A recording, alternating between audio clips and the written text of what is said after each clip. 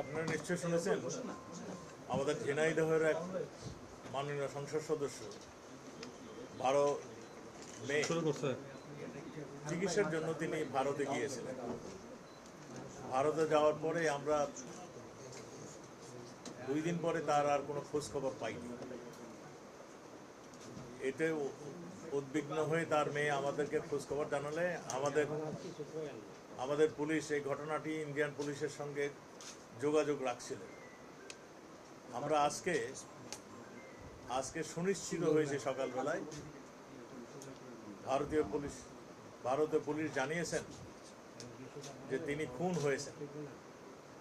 তা আমরা ইতিমধ্যেই তাদের যে তথ্য ভারতীয় পুলিশ আমাদেরকে দিয়েছিলেন সেই তথ্য অনুযায়ী আমাদের পুলিশ, বাংলাদেশের পুলিশ, এদের তথ্য অনুযায়ী তাদেরকে যারা খুন করেছেন কিংবা খুনের সঙ্গে সম্পৃক্ত ছিলেন আমরা যা সন্দেহ করছি এবং তাদের থেকে যা আমরা তথ্য পেয়েছিলাম সেই তথ্য অনুযায়ী তাদের মধ্যে থেকে আমরা 3 জন অপরাধীকে আমাদের পুলিশ ধরেছেন এবং তাদের জিজ্ঞাসাবাদ চলছে, তদন্ত চলছে। আপনারা জানেন ওই এলাকাটা একটা সন্ত্রাস কবল এলাকা, ওই ঝিনাইদহ